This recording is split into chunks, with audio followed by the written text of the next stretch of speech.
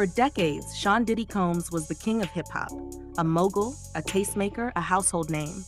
From chart-topping hits and Grammy wins to launching major artists and building an empire, Diddy symbolized success, power, and wealth. But now, the same man who once defined black excellence stands accused of running a dark, disturbing world behind closed doors. A world filled with manipulation, violence, sex trafficking, and coercion. It all began to unravel in November 2023 when singer and model Cassie filed a shocking lawsuit against Diddy, her former partner of over a decade. In that lawsuit, she accused him of horrific abuse, forcing her into sex acts with male sex workers while he watched, beating her, drugging her, and controlling nearly every aspect of her life. She called it a cycle of abuse, addiction, and isolation, painting a chilling picture of a man who used his power and influence to degrade and dominate. Cassie said it started when she was just 19. Diddy was in his late 30s. She claimed he used gifts, luxury, and promises of fame to lure her in, only to later trap her in a world of fear and submission. She described so-called freak-offs, where she was allegedly forced to engage in sexual acts with other men, often strangers, while Diddy recorded or joined in. She said he would drug her, sometimes violently rape her, and once in 2018, she claimed he punched and stomped on her until she lost consciousness. Court testimonies and legal documents revealed even more disturbing details. Multiple witnesses, including former employees, assistants, and escorts, described a pattern of coercive control and secretive sexual encounters allegedly orchestrated by Diddy. One former associate testified that Diddy had a list of preferred escorts who were frequently flown out under the guise of professional meetings, only to be used for sex and then discarded. Several escorts gave sworn statements, claiming Cassie herself often initiated these encounters. One woman recalled receiving late-night messages from Cassie, inviting her over for a freak-off.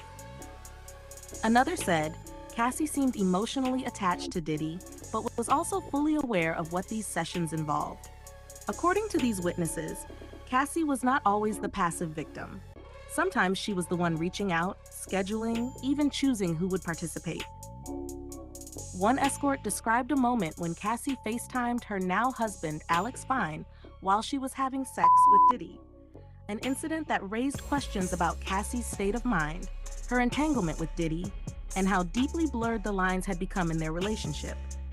Was it a cry for help, a moment of defiance, or proof that Cassie at times was complicit in this twisted dynamic? Then there were the emotional elements. Cassie allegedly confessed to being jealous of Kim Porter, Diddy's longtime partner and the mother of 3 of his children. According to insiders, Cassie often felt like the other woman and wanted Diddy all to herself. This fueled a toxic emotional environment where love, abuse, jealousy, and control constantly collided. Psychologists weighing in on the case have said that long-term victims of abuse can exhibit behavior that appears contradictory. A victim may protect their abuser, enable them, even participate in the cycle, not because they're willing, but because they've been conditioned over years to survive. That's why some experts believe Cassie's involvement in organizing or initiating freak-offs doesn't discredit her. It reinforces how deep the control may have gone.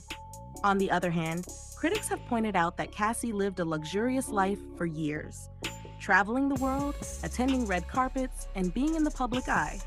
Some question why she stayed so long and why she waited until now to come forward. These questions have fueled online debates. Is she a survivor or an opportunist?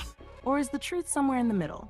What makes this case so unsettling is that both things might be true. Cassie may have been abused and complicit. She may have felt powerful and powerless. That's what makes trauma complicated, especially when it involves love, fame, and manipulation over more than a decade.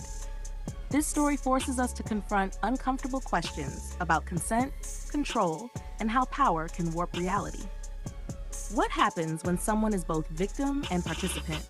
When silence is survival? When luxury becomes a prison? As more court documents surface, the public is left to grapple with the human cost of fame, influence, and unchecked power.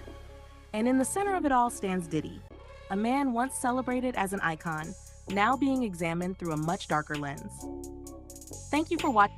Subscribe for more in-depth reporting and cultural analysis.